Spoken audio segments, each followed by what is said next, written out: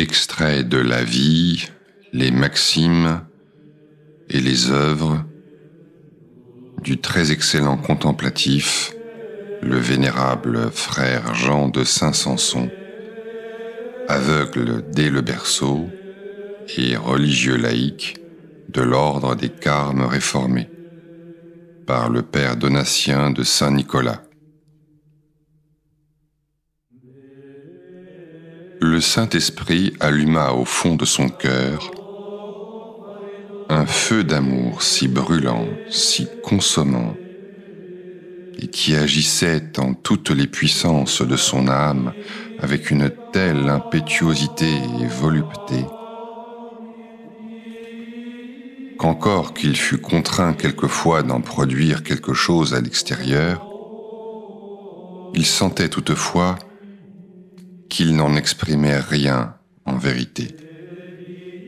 Parce que, dit-il en l'un de ses exercices, cette opération divine qui embrase et consomme ainsi tout l'homme ne tombe point sous le sens, non plus que Dieu même. C'est pourquoi il disait qu'il faut bien mieux brûler en silence dans ce feu, puisqu'il n'est allumé que pour s'y brûler et consommer, et non pas pour en parler aux hommes.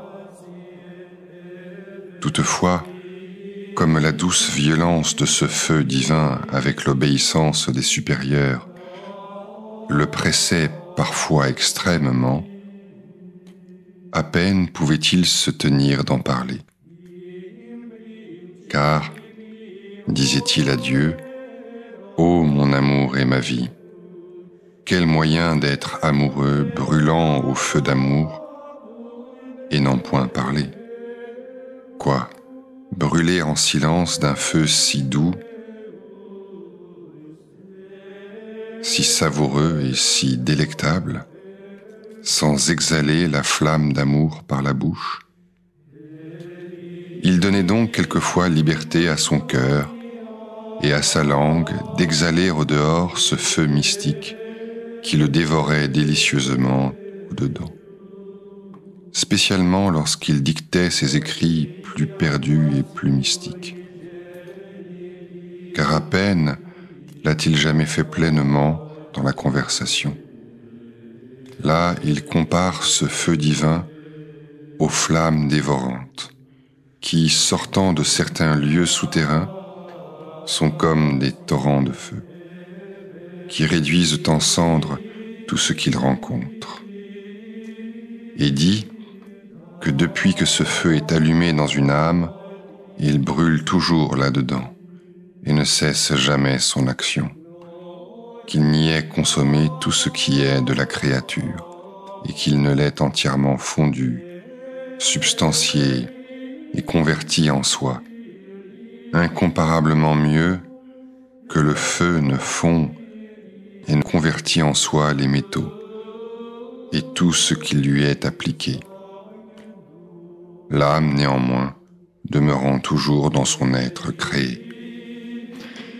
Il appelait ce feu tout dévorant, parce qu'au commencement, il agissait d'une force ineffable sur tout ce qu'il y avait à consommer en lui. Mais à proportion qu'il devenait plus simple, plus perdu à soi-même et moins distinct, comme il dit, de la suressentielle unité, ce feu allait adoucissant sa rigueur, de sorte qu'il vint à éprouver son opération comme d'un doux embrasement d'amour, qu'il appelle au livre de ses contemplations le baptême du Saint-Esprit. Il disait que ce feu d'amour est beaucoup plus vif et plus actif à embraser et consommer certaines âmes que d'autres, à cause de la diverse force et disposition qu'elles ont reçues de Dieu, moyennant leur fidélité, pour souffrir et soutenir en soi la force de son action. Que l'âme, qui est embrasée de ce feu, jouit en quelque manière de la gloire de Dieu ici-bas. et ne voit point de différence entre elle et son divin objet. Que les sens mêmes participent quelquefois à cette fête solennelle qui se fait, dit-il, en la plénitude de jubilation de toute l'âme, laquelle, pour lors, jouit de la gloire des bienheureux, autant que son état présent le permet. Il n'est pas possible d'exprimer les admirables effets que ce feu divin a opéré dans l'âme de ce fervent religieux. Je dirais néanmoins que cela le mit dans un état tout extatique et de continuel ravissement, lesquels ravissements étaient d'autant plus parfaits qu'ils se faisaient non selon la partie sensible, comme l'expérimentent les personnes moins fortes, pour soutenir en soi les opérations divines, mais selon la plus noble partie de l'âme et dans le plus pur esprit, où par l'efficace de ce feu divin, elle est faite esprit sans esprit et amour sans amour. Je veux dire, en la manière que le conçoivent les théologiens mystiques, que l'âme étant perdue à elle-même, est faite un esprit et un amour avec Dieu. C'est pourquoi il dit dans ses écrits que l'âme est divine à proportion qu'elle soutient en soi les opérations du feu d'amour, sans en recevoir lésion, faiblesse ou empêchement quant à sa nature corporelle au dehors, c'est-à-dire dans les sens.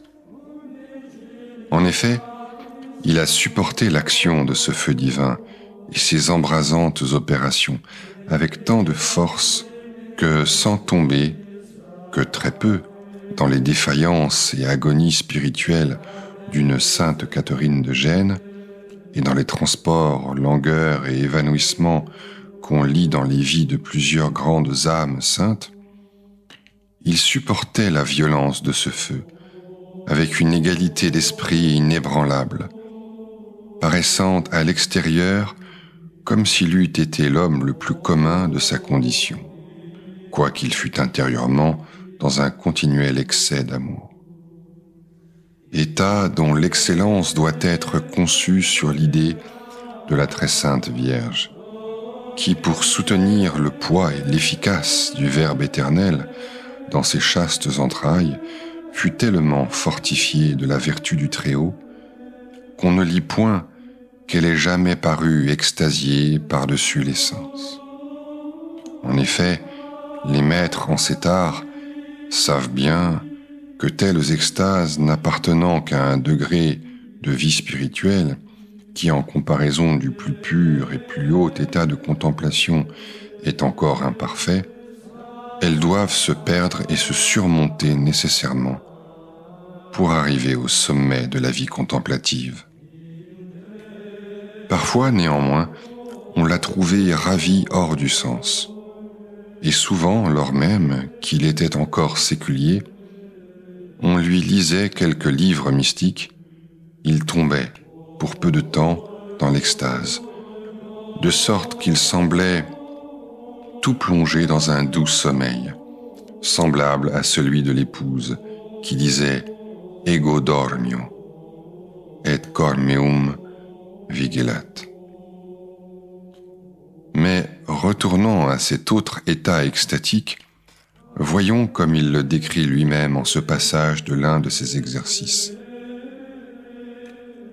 Quoique ces créatures, dit-il, ne soient pas entièrement ravies hors de leur corps par l'immensité de ce feu amoureux, en la manière que le sont ceux qui sont dans une ardente action d'amour en l'état actif, elles sont néanmoins aussi loin hors d'elles-mêmes que ce feu est grand et capable de tout engloutir et perdre en soi, où l'âme, étant perdue entièrement à ses sens et à leurs opérations, demeure très esprit selon sa substance, laquelle, toute pénétrée de ce feu de gloire, n'a plus d'autre vie que la vie du même feu.